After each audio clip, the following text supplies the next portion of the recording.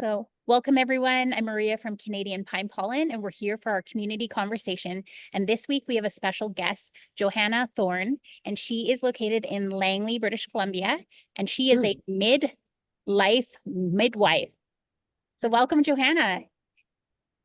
She's here to have a conversation with Dr. Saeed on harmonizing hormones in the midlife age for women. So she's going to share about cyclical living, and we're going to have a conversation about how women dealing with menopause and midlife can use pine pollen to support their bodies as well.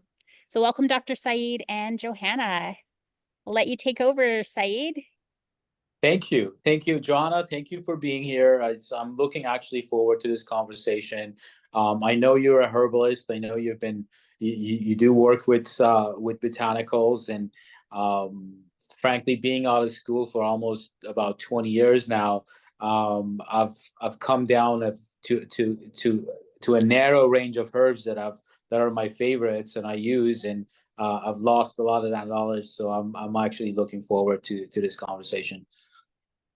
I'm in the same boat as you too. It's been over almost 25 years now, and I have my favorites and my things that I do too. And it's interesting that you bring that up, because the way that I work with my US clients, because of what I have available to me, is very different than how I work with my Canadian clients, because of what I have available to me. And so that was one of the reasons why I'm here, and I'm so excited to be having this conversation, is so I can learn more about how pine pollen can really benefit, the women in my practice, and just overall general health as well too. Because we don't have a lot of well, at least in my realm, I don't have a lot available to me here that I rely on in the US with those clients to be able to utilize. And so, my approach always is to let's set the foundations in place, let's look at the overall picture of how we're living, how we're eating, how we're sleeping, how we're moving, our mind chatter, what's going on there, how can we connect with our dear Earth Mother, and bring that all in together as the foundation, and then see where do we need to fill in the gaps. And like you said, I often like to use food and plants first and foremost to fill in those gaps as necessary. And to be able to support in that way. And I have some questions for you today as well too about the pine pollen, and how to work it in and whatnot in my practice, and how to recommend it to other women as well. Awesome. Why don't you start by telling us about your practice and how it's evolved for you, and that for me it's like midwife. That's a really interesting. So tell us a little bit more. Tell us more. Well, like I said, I've been practicing for over 2 decades now, and my certification is nutritional consultant, and I got that when I was living in California. And the premise of that is that we do look at food and the whole life and all the elements and the pieces, and then work to bring balance and harmony into those areas. And just over the course of my own life and experience, and that of the women that I've worked with, and my passion has always been hormone balance, because that was one of my weakest links for me, and autoimmune. And so those were kind of the 2 areas, and I found that they were very connected. The more and more that I really dove into working with other women, and in my own stories as well too. And so, but it's really refined itself now, especially after, I've gone through perimenopause and menopause, and I'm now postmenopausal myself. And I have many women in my own circle that are all different ages. Some in their 20s all the way up into, 70s and 80s. And I see the different, experiences and struggles and challenges that many have gone through. But it's always that perimenopause where things really start to hit the fan, shall we say, and really start to be brought to the surface, because that whole first part of being a woman, we go through our first rites of passage with puberty, and it's intense. There's so much going on. The hormones are all shifting and changing. The brain is shifting and changing, and we're readjusting to kind of a whole new self. And then we have, the mother phase, whether we actually birth children into this world or not, there's still a certain set of brain activity, shall we say, and approach to life that is going on. And it's more that nurturing phase, which is where a lot of us tend to kind of lose our balance and feel like we need to be the givers and the caretakers and the nurturers of everybody in our lives, and kind of put ourselves on the back burner. And then when we reach into more of this, starting the perimenopause, which I'm finding now often is really starting to hit women, some even in their early 30s, but like as early as 35, seems to be kind of a marker right now in our modern world. And, I feel like there's a lot of elements that are influencing that, environmentally, food-wise, and just lifestyle and whatnot as well too.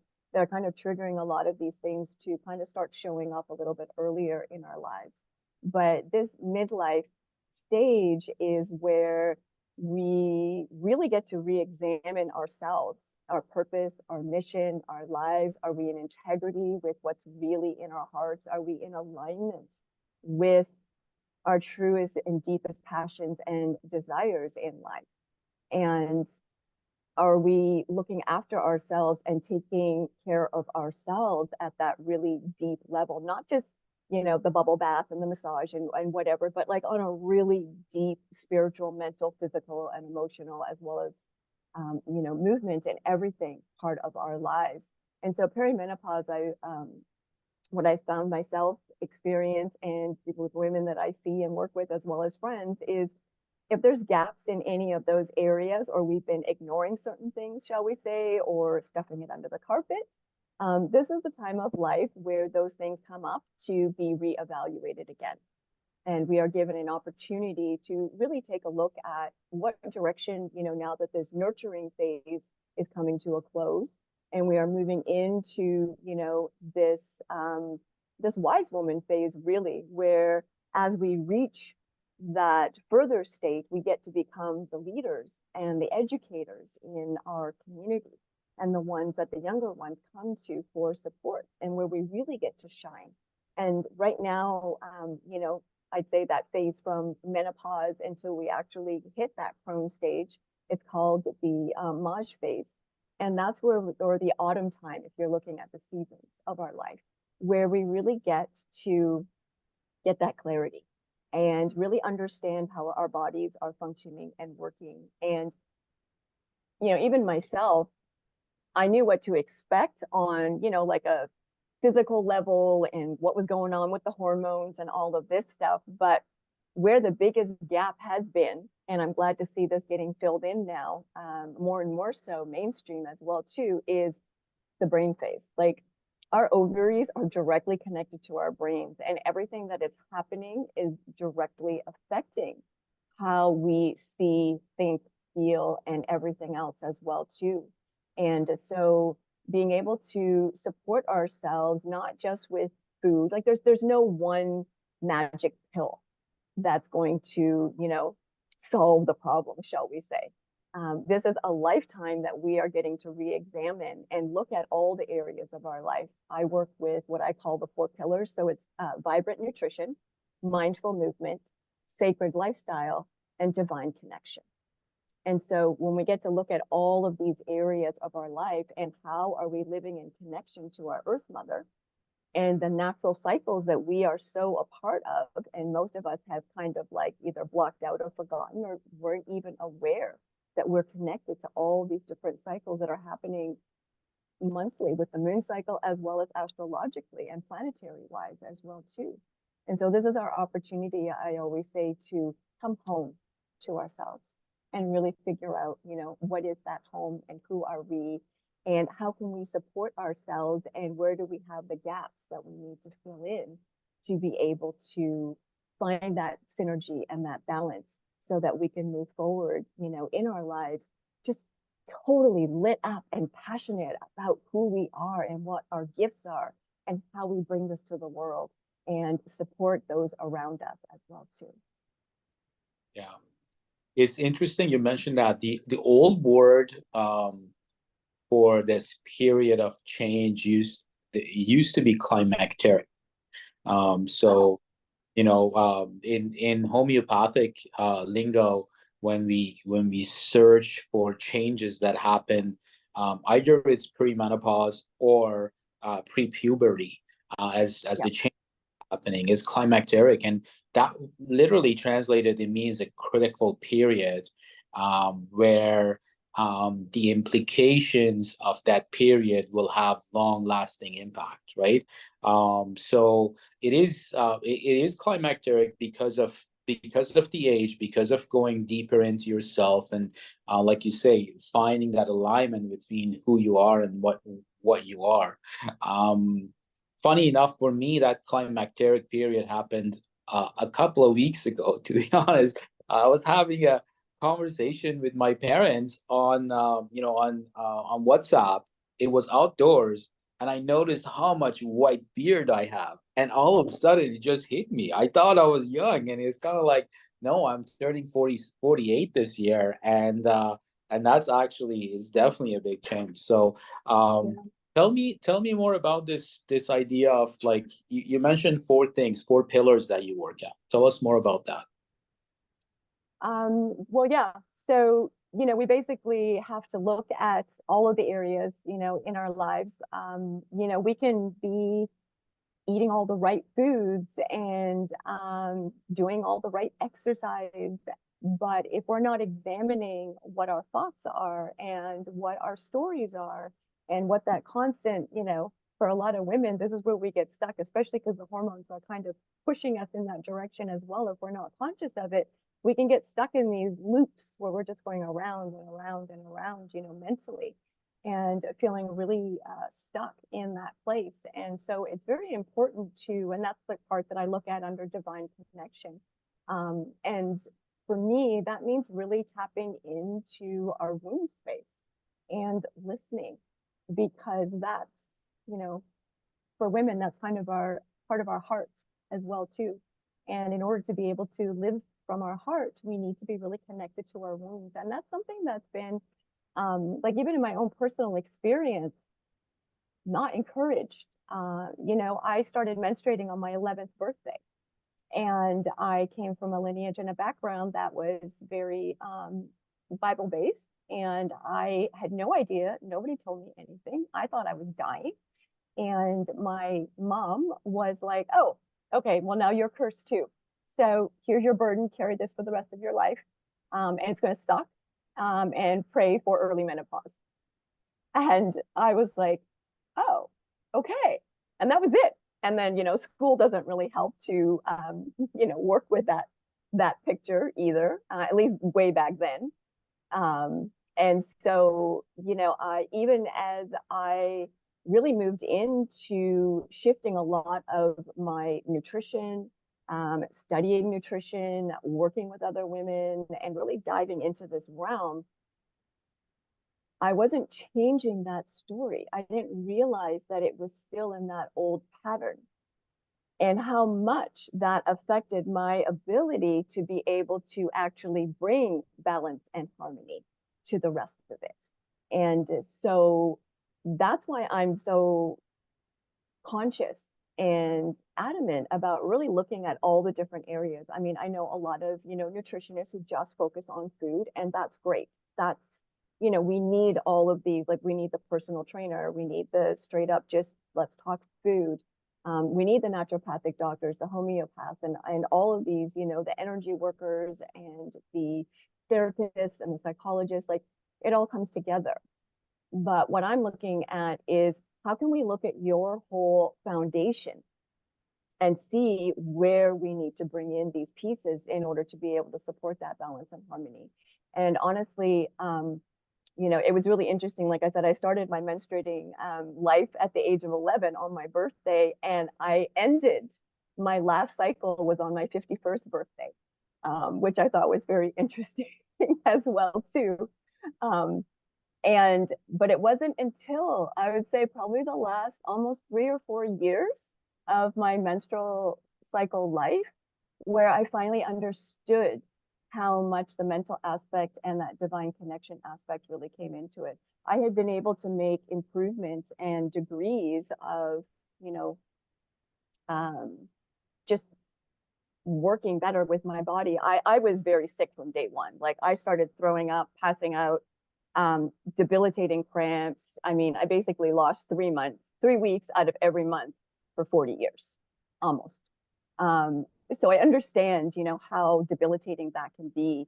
And like I said, I was able to really, with diet changes, supplements, movement, exercise, really start to make shifts. But it wasn't until I really understood that mental connection and that mind connection and the spiritual connection that I was finally able to shift into those last 3 years of my menstruating life without having to take painkillers, without having, you know, all of those symptoms or those messages that were still trying to get my attention, those love notes, as I call them, trying to get my attention and show me where I was still missing out on that connection and being able to put it all together to form that harmony and that balance and that symbiotic relationship. And so that's why I look at all of those 4 pillars with the women that I work with, so that we can see, you know, where are the areas that are the weakest links.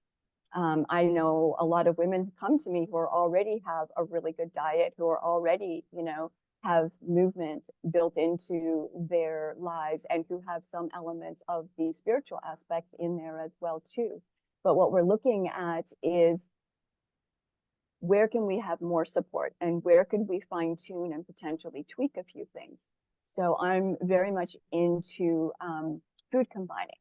So what we eat, the quality of it, local, in season, those all play a key role. But also, what time of day are we eating certain foods, and what are we combining them with, or how are we putting them together in order to have the least amount of stress on our digestive system, so we actually get to do more in a 24-hour cycle besides just digesting food. We actually hit the repair cycles. We hit the all the other cycles that are part of, you know, being a human and that are necessary in the background as well. And that's, I see a lot of that, you know, in our modern society, where most people are just digesting almost all of their entire, not just their waking cycle, but into their sleep cycles as well too. And understanding the importance of sleep, since I mentioned that, you know, we a lot of women especially have come from, you know, that we're trying to be moms, we're trying to be, have the career, we're trying to do all of these things, and sleep gets thrown out the window. But that's such a huge piece. I mean, you can be eating all the right foods, doing all the right exercise, but if you're not sleeping, it's not going to do anything.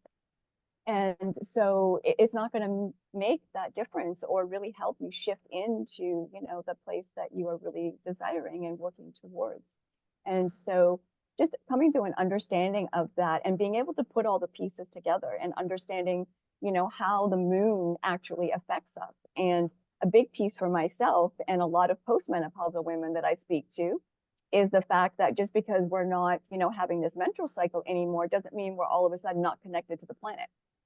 It's like, okay, now that we don't have that cycle as our guide anymore, let's just follow the moon cycle. And so there's certain foods and a way of structuring our lives that actually works with that energy instead of fighting against that energy, because we are not linear. We can't show up exactly the same way every day of our lives. You know, we have these ebbs and these flows and these rhythms, and so does the planet. And how, when we tap into that, we can actually use that, I always say, as a superpower, really, to be able to fuel our lives, not just our personal selves. And that enables us to really tap into that, what's the word I'm looking for, that serenity and that calm knowingness, where we really get to be grounded and coming from that place, as opposed to that like frantic, chaotic energy that is often, you know, kind of fueling us through that mother phase and often into that perimenopause and menopausal phase. And then that's where our hormones really start to flare up and, like, you know, push that red button if we're not looking at those aspects during that time period of our life as well too. And so, you know, that's why, and everything, I'll just say one last thing about this, is that everything can really be likened to the seasons. right? So our organs are all connected to the seasons.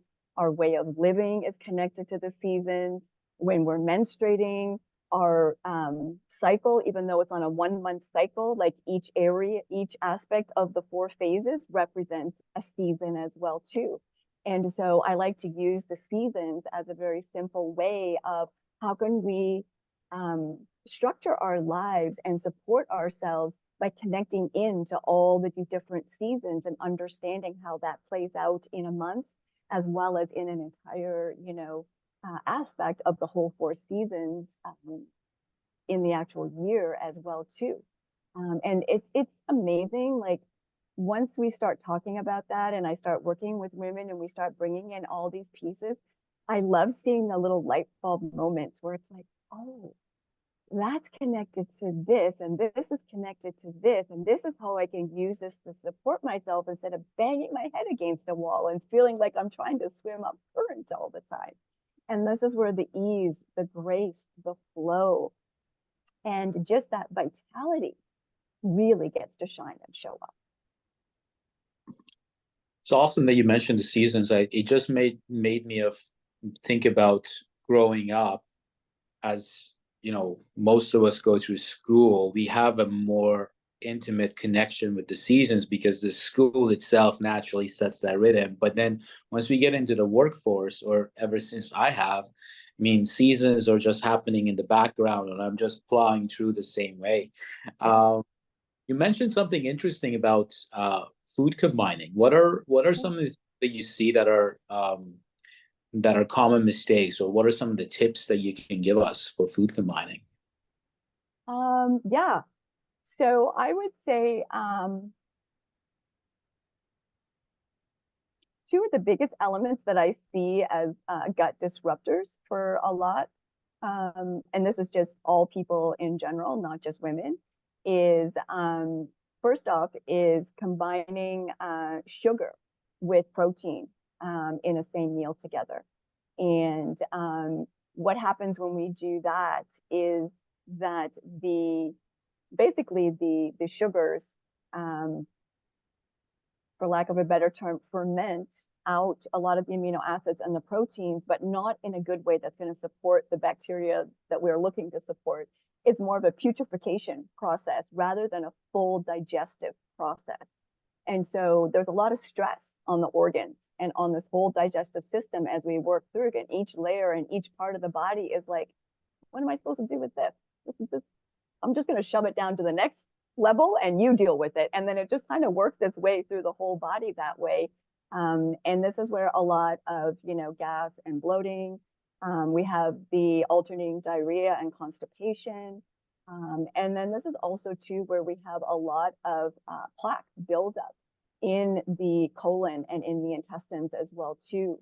There's a lot of this improperly digested food, and we've put a whole bunch of stress on our body trying to deal with something that it wasn't fully capable of working with. And not to say that the body isn't miraculous and figures out how to deal with things, but if we could support it to do its job even better and with the least amount of stress to ourselves and to all of our organs, then this is one thing that we look at. And this also translates into combining heavy starch with a protein in the same meal.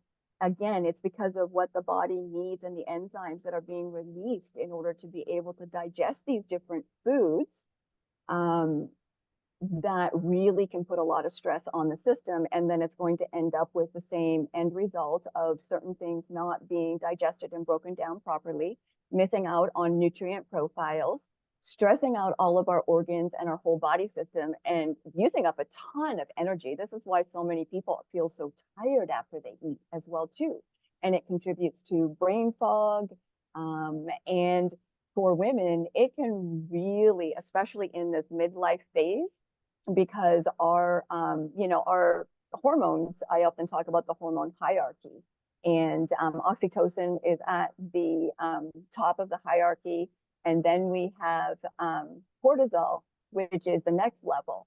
And so we're looking at especially how are our hormones affecting you know, these cortisol levels, these insulin levels, before we even look at the estrogen, progesterone, testosterone, and, you know, those other hormones. We have to be looking higher upstream at what's going on there. And so when we are, you know, combining our foods in this way, like I tell people, you're not going to die from eating that way.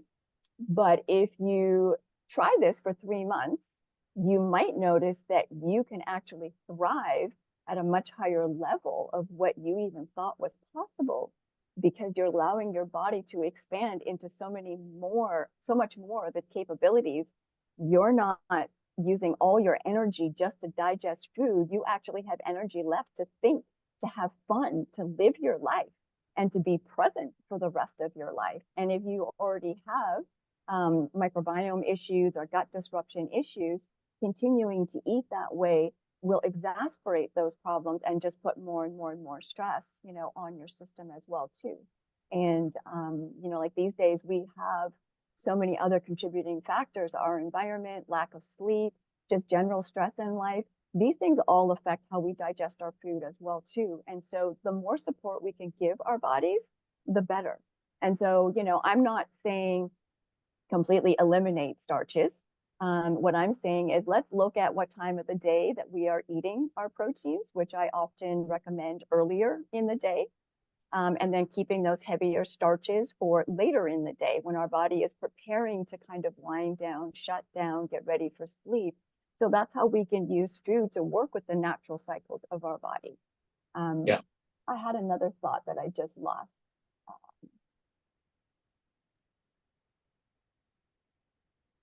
No, completely gone. It might come back later. Sorry. You know, you're touching on a lot of interesting kind of like strings that I can start and follow and go down the rabbit hole. Like you mentioned oxytocin. Oxytocin is the hormone of connectivity, and I think a lot of us are walking around with low oxytocin because just culturally we are isolated, individualistic, independent individuals, right? Like that's what our cultures is promoting. But a lot of other cultures, you still see people like walking down the street, guys putting their hands on top of, over each other's shoulder, walking down the street and stroll. Or you can, I was, one of the trips I did in France, which was like kind of interesting to me, it was like mother and child, mother and son walking down the street holding hands. Like a lot of that contact that releases the oxytocin. We are programmed to actually be averse, or and have a bigger bubble around us in our society. And oxytocin is a big one in there. The food combining, I like that element.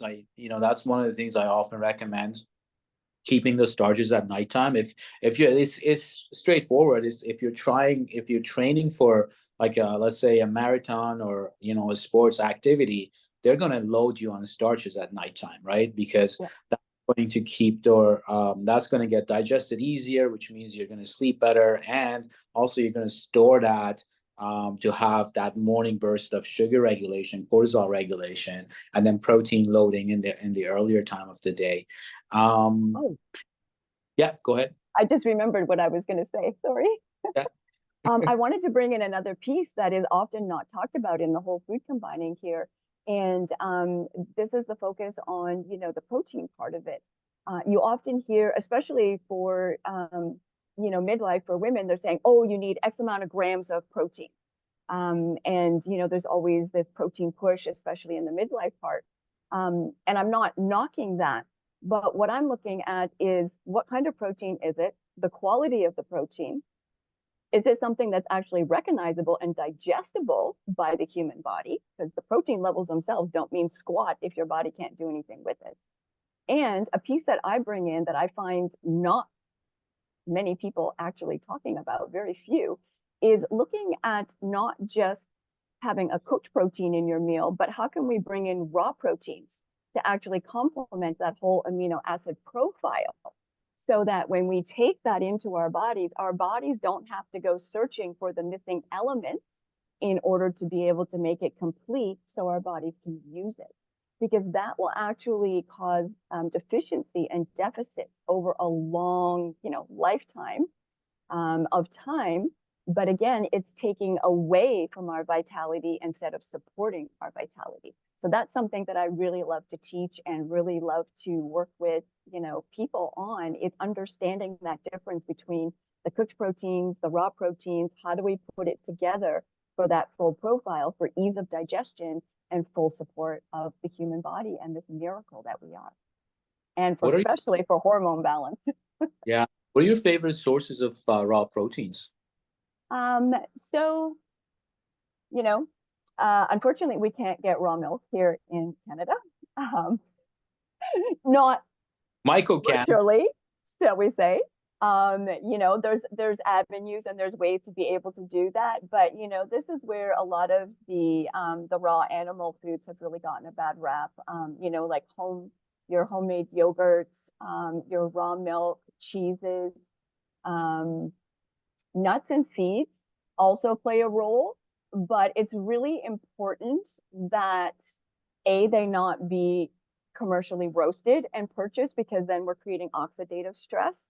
And I am a huge proponent of, going back to the more ancient traditions and cultures that were there for a reason, whereby we actually not just soak and sprout, but I actually encourage a fermentation or a culture soak on the first level for all nuts, seeds, and grains, legumes. So you're actually going into that pre-digestive phase with the food and starting to break down those anti-nutrients. And then from there, we sprout it just to the point where life is just about to be activated, so that that is all readily available. And so now it's been pre-digested, the nutrients are ready to be absorbed. And then you move into, for the nuts and seeds, I put them in a low temperature in a dehydrator so that they're back in their dehydrated state. I store them in glass jars in my freezer, and then I can use them any which way I want. I can grind them into flours, I can add them into foods, I can make sauces, I can do all kinds of things with them. And even those, I don't recommend people just snacking on handfuls, even though they've already been pre-digested, because it's still a food that needs other nutrients in order to be able to be assimilated with ease from the body. And so that's where I always bring in sprouts and microgreens, because they're an amazing food in that they do double duty. Not only are they, the raw plant foods that we need to be incorporating, but they're microproteins as well too. And so they have, and again, we're talking about all of that life that's been in that seed, all ready to sprout into the grown-up version, of that plant or food or whatever. But when you take it into your body, when it's in that state, it's like taking a multiple vitamin, because you're getting all of that deep nutrition. And you're getting it in a way that your body can really recognize and utilize and assimilate. So, oftentimes with folks, when we're first starting out, that's some of the first things that I will have them do, is just add a handful of sprouts or microgreens to every meal. And, that's breakfast, lunch, and dinner. And of course, we're, looking at not the mainstream classical, cereals and pancake breakfast type thing. We're looking at, I always tell people, flip it around. So do your traditional breakfast for dinner and do your dinner for breakfast. And then throw in all of these elements. And so we want to have all the elements, on a plate. We want the cooked protein, we want the raw proteins, we want a cooked vegetable, as well as the, raw vegetables, some microgreens, some sprouts. And then this is where we can add in, some of the healthy fats as well too. And that's another thing that I find has just wrecked women's health over the years, especially my generation.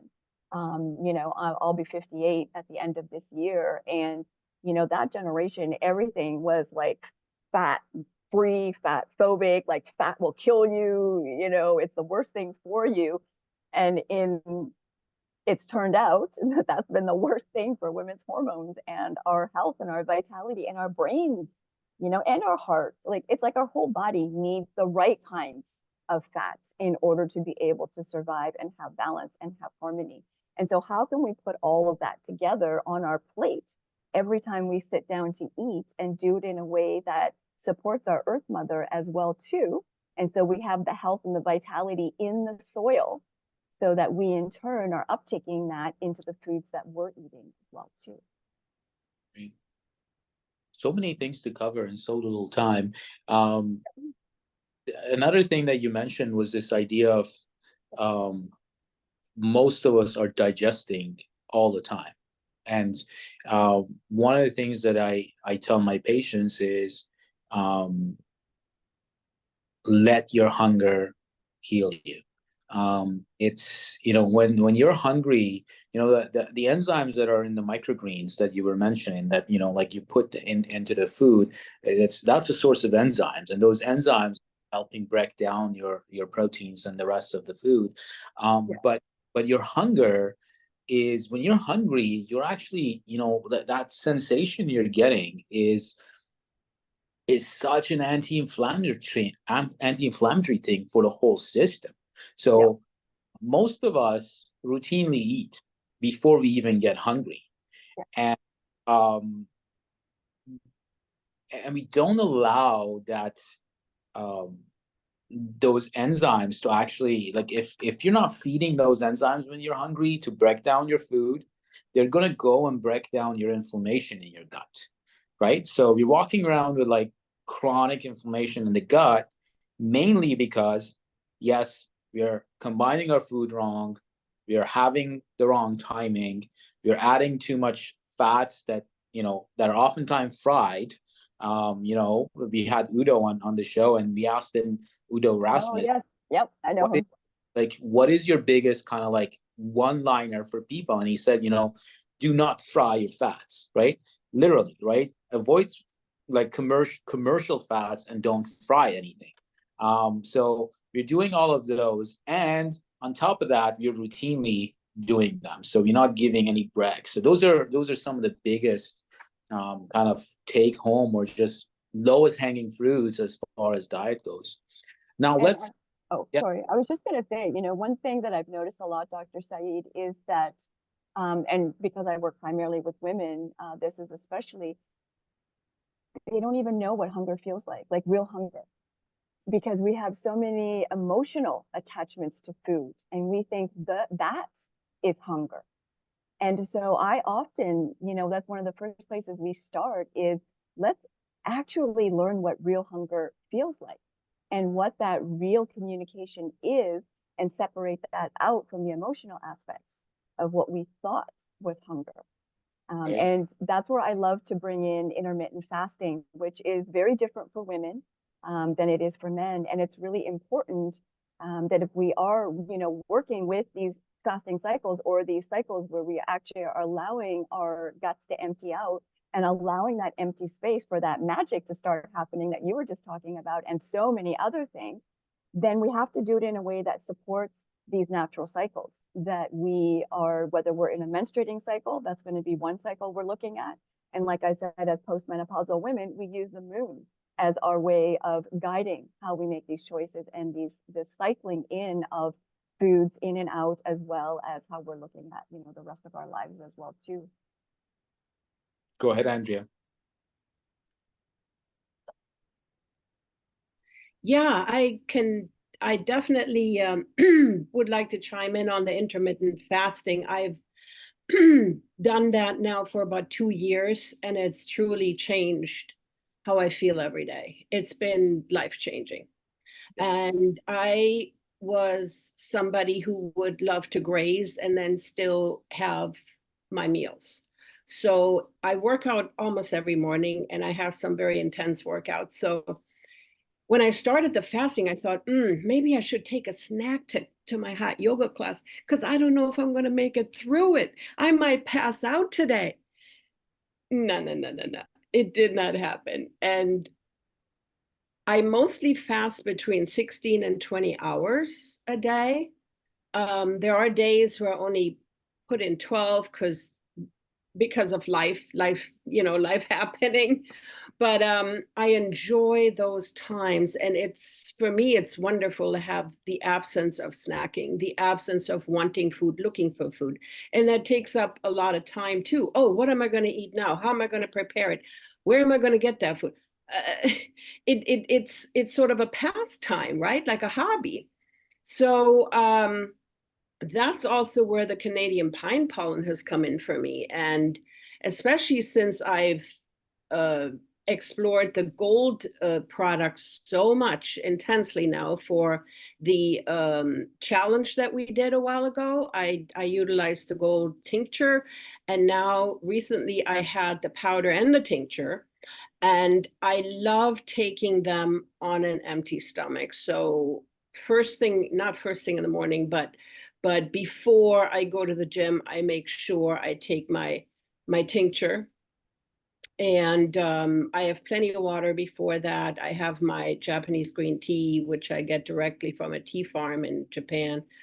And I have a little ceremony under my oak tree outside with sun gazing and grounding, which is amazing. Oh my goodness, barefoot grounding. And within all that, I have this little ceremony I do with the bottle, and I feel all these energies just coming out of it and singing to me, so to speak.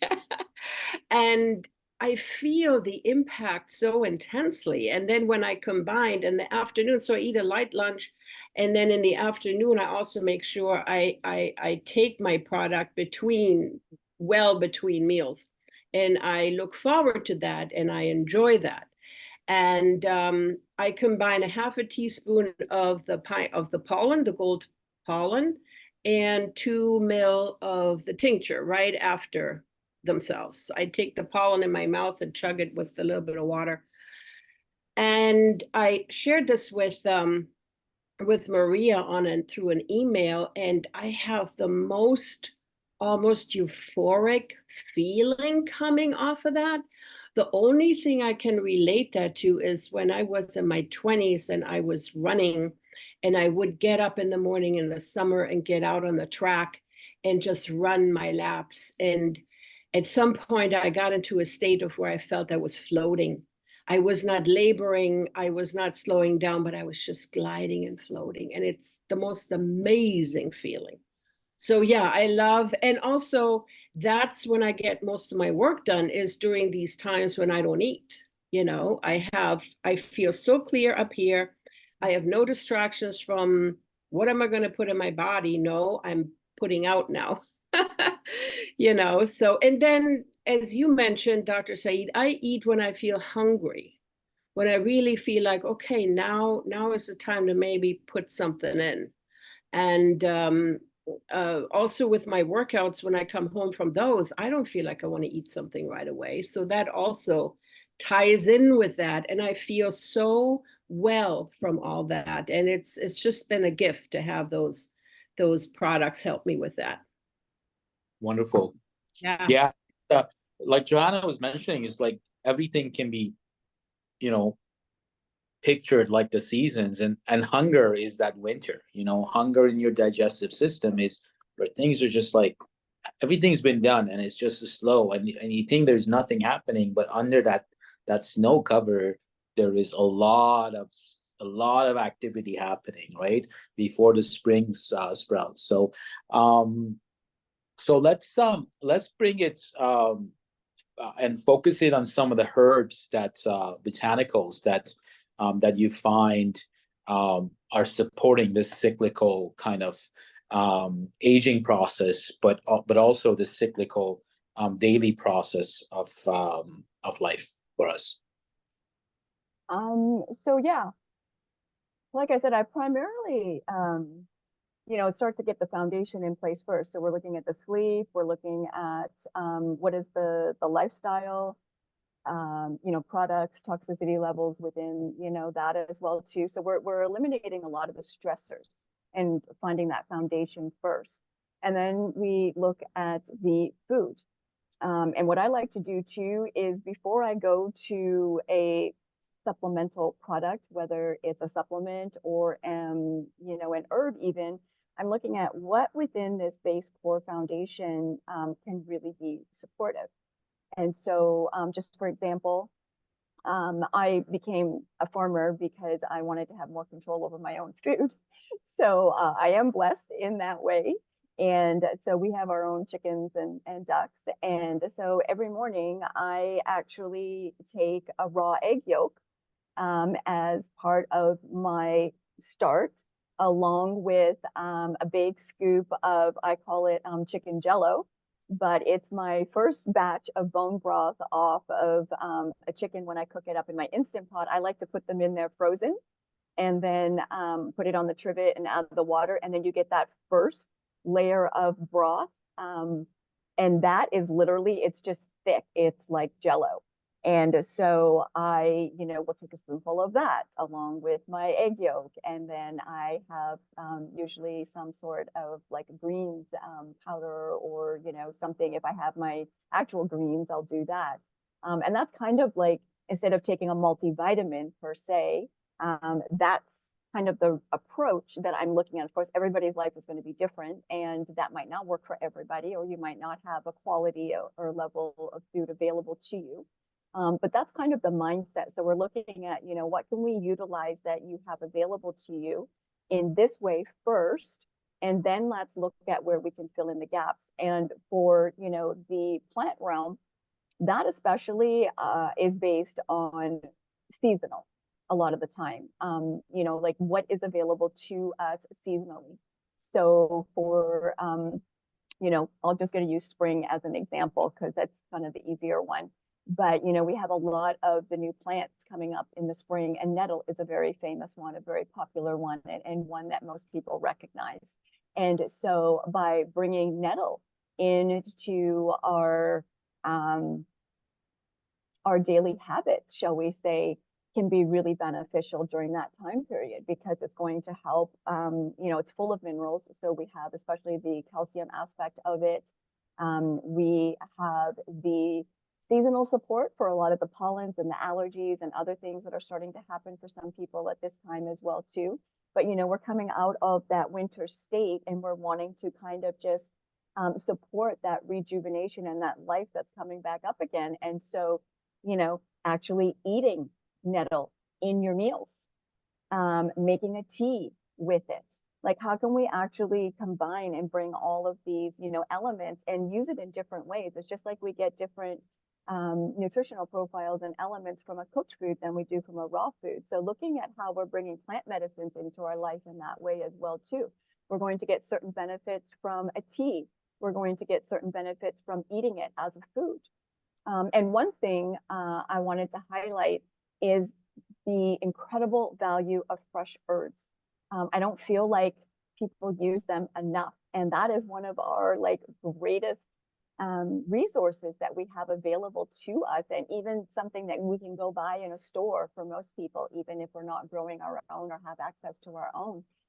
And these herbs, when we eat them in our everyday meals, we're getting not the therapeutic value of it, but we're still getting that benefit and the value of it. But where it's really key is they are supplying the prebiotics that are really important for the rest of the foods that we're taking in, and to be able to help support our bodies in that probiotic, and even more importantly, that postbiotic phase.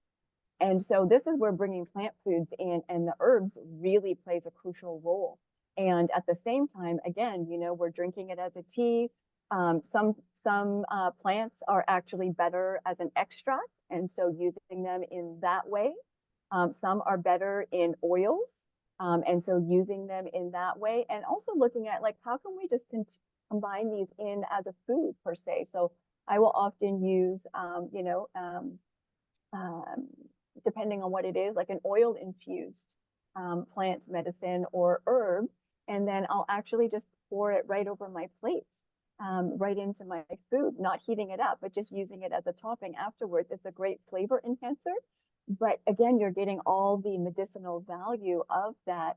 And when we're eating it in the season where it's at its prime, we are getting the highest nutrient profile and the medicine per se that food has to offer us. And so just kind of opening up the spectrum of, not just taking a tincture, not just taking a capsule, but how can we actually incorporate these plants and herbs into our daily lives? And it can be as simple as just growing a few of them in a pot. on our balconies even, or in our windowsills, even if we don't have, these massive gardens or whatever. And then also looking at what do we have available in our wild spaces that are safe, and we can forage in a sustainable way. And this is where and this is what I wanted to ask you too about, Dr. Saeed, is the mushrooms. Because the mushrooms, I feel, are a much underutilized food as well as medicine in our, approach to vitality and health, and also in supporting our planet in its regeneration as well too. So I actually wanted to ask you, can I ask you about dosing and combinations? Would this be a good time? Yeah, for sure. Okay. It's like you were saying, is the foundations are first, right? But the herbs are the cherry on top of the cake, if you have access to them. Yep, exactly. And so I was wondering, for example, say we have a woman who is still mostly in perimenopause, hasn't really moved into menopause yet, and is just kind of starting to realize that the messages she's been getting, is her body moving into this phase of her life, and her body is asking her to slow down, be more present, and to kind of make some changes, but she's caught, in this cycle in the moment, and is starting to listen and starting to understand, but can't give the support or what's being asked for in that moment, and still kind of needs to push through a little bit, for lack of a better description. I mean, I run into this a lot because I work with women who are entrepreneurs and have their own businesses. So, for example, one is like, I've already set this schedule. I'm in the middle of a launch. My body is like, I don't want to do this. I want to go hide in a corner under a blanket right now and just be silent. And not able to really fulfill that. So what I often encourage is like, acknowledge what your body is asking, tell it that you hear it and you understand, and you will work towards that. But right now, you need it to kind of meet you where you're at to fulfill this need or this obligation, and it's temporary. There'll be a time when we will get to step into that realm, but how can I support you in this moment? And so this is where I'm looking at bringing in the pine pollen as one of those things, and the mushrooms as part of that support. It's like, okay, I need to push through this right now, but how can I do it in a way that I'm not going to, create more stressors and my body's going to have to shut me down completely. But I can still manage to get through this with the support that I need, and not, like I said, collapse in the middle of it all. So how would you combine the mushrooms with the pine pollen? Which parts of the pine pollen products would you recommend? And what would the dosage be in a situation like that, which I would consider a more acute situation? And would you also be looking at starting on a more gradual dosage and then slowly building it up? Or is it something that you would just dive into a higher dose on? Those are really good questions. So for the pine pollen, that is the climacteric period, right? So that's a woman that she's gained the wisdom to be in a position when they are, in more of a manager, more of a leader, more of a teacher, but their body is going also to a period where it's saying, okay, well, I'm ready to just calm it down, right? So that's where I would use the tincture over the powder, because it has more of a medicinal, noticeable right away effect. And for someone in that perimenopause, menopausal state, my starting dose is always 4 meals a day divided into 2. So 2 meals twice a day. That's usually where I start. If they need more, you would know that after a couple of weeks. Like within a couple of weeks, they should notice a change with that this medicine is the right thing for me. And if that noticeable change is not enough, then you can kick it by adding another meal to each one of the doses. So like 3 meals twice a day. And that's, for herbs, 6 meals a day is a very moderate dose, because you can go as much as 15 meals a day, typically with that, with the pine pollen. So I would start with our gold label, 2 meals twice a day. That's typically what someone is going to notice a change. And if you're combining that with a mushroom, of course, the mushroom of choice is going to be reishi. It's because of its nutritive aspect, because of its immune modulating aspect, but also because it's a yin tonic, because of that grounding aspect of the mushroom. So I think of all the medicines we offer in Canadian pine pollen, those are our two strongest medicines, reishi and pine pollen. Pine pollen primarily for its hormonal support, longevity, aging, and reishi for its longevity and yin support, or that substance support. So I would combine the two, and take care, Andrea. And the typical dosage for the mushroom, for the all mushrooms, is supposed to be around 6 grams equivalent. So in our maximum 6 grams. So in our mushrooms being a 1 to 4, it hits that sweet spot between 1.5 to 6 gram if you're using 3 mils twice a day. Okay. But if you combine the two, the idea is that you're getting some synergy between the two, right? That's what I'm looking for. So if you're looking for that synergy, I would do 2 meals twice a day of each one of them. Put them on 2 weeks dose of that, and if they haven't noticed that desirable change, then I would up each one of them by an extra mil on the Okay. 2. Okay, and then what would you think about adding in the evergreen C to that combination as well too? Because I find that that's, the vitamin C is really crucial and really important in this phase and in this balancing that we're looking for as well too. Yeah, vitamin C is a good one. The vitamin C is like, you need a general ongoing support. So I think of the evergreen C more as an ongoing type of a supplement, nutritional supplement from the forest. There's a lot of research that's coming in about forest bathing, all the molecules that are in the evergreens that are constantly releasing it. So it's the urban warriors' way of getting some forest in them on a daily basis. And it has the frequency as well too, and that's what I really like about all of the products, is because I'm really big on the frequencies of everything. I'm looking at the frequencies in our food, and when we combine them the way that we've been talking about, that's what we're looking at too, is how we are putting the frequencies together. And that's why products like what you're doing with the pine pollen, the evergreen sea, and the mushrooms are so crucial, because we're not just taking something that's flat and that's dead and that's been manufactured in a lab. This is something that has life and has the frequency of that life right in it, especially because of the way that you are respectful and mindful in the way that it's harvested, in the way that it's processed. And so that frequency is still there and it's still a part of it. And so, that's often what I'm looking at too when I'm combining, herbal therapy programs or nutritional therapy programs, is what is the frequency of all of the things that we're putting together as well too. And so for some reason, I just felt called to I felt like the evergreen sea, and maybe you can speak to this, on a frequency level, was really kind of combining nicely with the reishi and the pine pollen extract as well too. Yeah, so it's interesting. Everything is frequency. Obviously, everything is energy, right? And the pine, specifically, when there's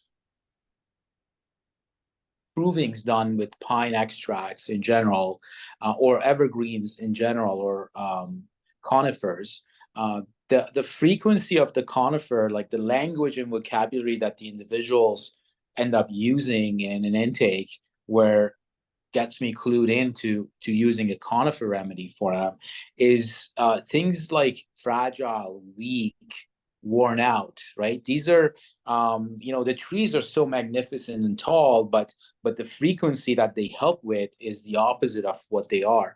So if you're thinking about vibrational states, yin, and the mushroom, the reishi is kind of like that grounding frequency. Yeah.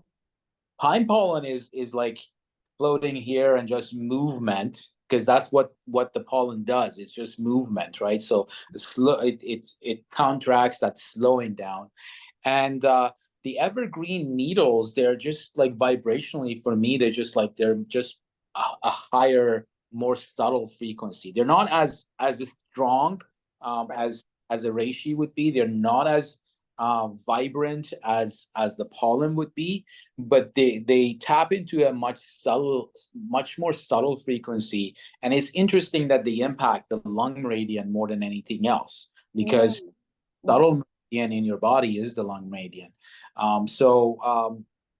They do have quite an impact in recurrent respiratory infections and whatnot. So not just because of the vitamin C, but also because of all the pinene and all the same molecules that you get in the forest bathing experience. So if you're combining the three of them, obviously you're going to have an impact. Oftentimes, I think of the evergreen C more of, like you said, it's just the urban warrior's way of getting a little bit of nature in them on a daily basis, right? And somebody who is hooked into the 9-to-5 lifestyle of being an executive and go, that brings them in more contact with nature.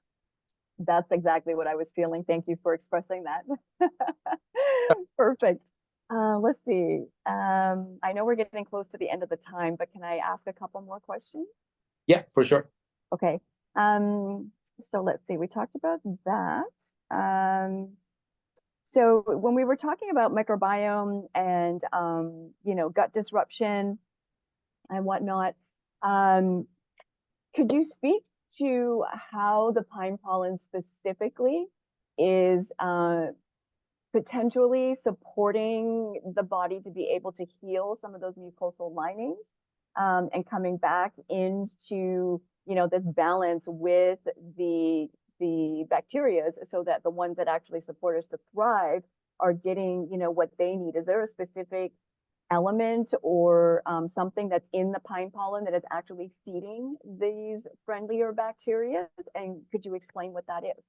Yeah, it would be the phytophenols. The antioxidants that are responsible for that color, the yellow color. And phytophenols typically, they're considered antioxidants, but what we understand in terms of what they do is that their antioxidant effect is through balancing the microbiome, because your microbiome is going to love those phytophenols. So that would be the mechanism of action. But the interesting research around its impact on microbiome is with chickens that have experimental Crohn's. So they induce Crohn's disease in chickens, and then they feed them pine pollen, and that changes their microbiome and reduces the inflammation. And based on that, there was a preliminary study on the impact of pine pollen powder, not the tincture, the powder, on Crohn's. So the whole mechanism comes back to the phytophenols aspect, because the more phenolics that you put in your diet, the more balanced microbiome you have. Right. Okay. Oh, thank you. And then let's see, we talked about that. You just answered that for me. Okay, great. And is there a direct correlation between the pine pollen, for example, with sleep? Somebody who's having a lot of sleep challenges, especially, outside of even hormone related, is there a specific indicator there as well too? Right. That got Michael's ears, fired up, because so that's one of the things I noticed for myself first, improved quality of sleep. And what happens with sleep and the hormonal regulation is low progesterone is one of the main things that impacts quality of sleep. And the cascade goes, I think, Maria, this goes back to one of the questions that you also had. Just 2 more minutes, please. So this goes back to one of the questions you were talking about, DHT, which is dihydrotestosterone, dihydrotestosterone, which, testosterone gets broken down to DHT through an enzyme activity called alpha reductase. And the 5-alpha reductase is directly regulated by progesterone, the activity of that hormone. So progesterone reduces that activity, which allows your testosterone to be high and your DHT to be low. But if progesterone drops down, you get more conversion of testosterone to DHT, which then cycles back to the quality of sleep. It's not very well known why low progesterone reduces the quality of sleep. But what we know for sure is that in terms of the balancing aspects of the pine pollen, what we have noticed with clients and the feedbacks we get is that invariably quality of sleep improves. Very likely because it not only has testosterone, it also has progesterone. So it's got phytoprogesterone. So it improves progesterone activity, which means that it's reducing 5-alpha reductase activity and the breakdown of the testosterone. So as a whole thing, it's improving the quality of sleep. So we have noticed that, and Mike would be a good testament to that. He was when we did an interview with him, he was saying that he's never had a solid sleep. He's never had that for the bulk of his adult life, and then ever since he started pine pollen, he noticed a major shift on that. So it's interesting that it does impact that. And conversely, if you don't have a good quality of sleep, we know if you get less than 6 hours of sleep more than a week in a row, you get a drop down in your testosterone, you get a drop down in your progesterone, and you get an increase in DHT levels. Yeah. So it reduces the 5-alpha reductase activity, and I think that's the mechanism it feeds into and improve the sleep state. Okay. Are there any contraindications with the pine pollen with any meds and or any other herbs? Right. So if you think about pine pollen, traditionally it was used in cuisines, right? Like dasik, which is a kind of like a sweet Korean dish made in season. So when you're taking in food amounts, there is no contraindication. The only contraindication, is during pregnancy. That's the only time. So in terms of herb interactions, in terms of herb drug interactions, it's a very safe. It's a superfood, right? So, but we are just using medicinal doses of it. So the only contraindication is in pregnancy, and that's a quote unquote hypothetical counterindication because there's not enough studies to know whether it's safe or not. Right. Okay. Perfect. Well, that was all my questions, I believe. Yep, that's my notes there. Sorry, I was scribbling down things as I was thinking of them. Awesome. I think that answers all the questions that. Oh, wait, hang on. I can't read my writing here. Yep, no, we got that. Okay, you answered that. We're good. Well, thank you so much, Johanna, for coming in. Thanks for you. Your experience with us. If you do have any other questions, I can have Maria pass on my cell phone to you. You can just text me. I'll respond to it.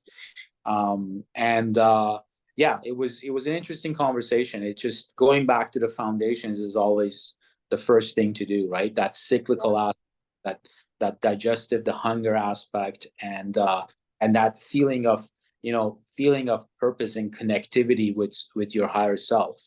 These are the things that we keep coming back to, and these are the things foundational for everyone. And definitely, in all of this, pine pollen you're going to find it is definitely the cherry, the icing on top of the cake. It's going to improve the overall quality of the interactions and the responses you're getting from your. I'm excited. That was actually a real case study that I was presenting. And so I'm excited to go back now and be able to support her with the pine pollen and see, what her experience with it is. I actually just started, I got mine on Friday. So I just started using it on Friday. So I have my mom and my sister testing some, and I'm using some. So we're all trying it out, and just really excited to, see how we respond, to that and what benefit it can add to our lives. And I'm really excited to start using this with clients. and seeing how we can really support them. Because like I said, you know, on a Canadian level, my hands have been a little bit tied as to, you know, what I have available to support, you know, women on that level as well too, because I'm so picky about what I recommend. And honestly, I've tried so many things, and it's just, I'm so used to the quality of what I use in the States that there's nothing that's been able to even come close in Canada. So I haven't chosen anything, because I'd rather do nothing than, you know, recommend something that I'm not aligned with. And so I am just so excited to have connected with all of you and Pollen, and have this opportunity to be able to share this out into the world with my clients as well too. And thank you for this opportunity to be here and to actually have this conversation. It's very exciting to be able to like talk about this, you know, on this level as well too. So what a beautiful gift. Thank you. Wonderful. You're welcome. You're welcome. Michael, thanks so much for being here too with us. Thanks for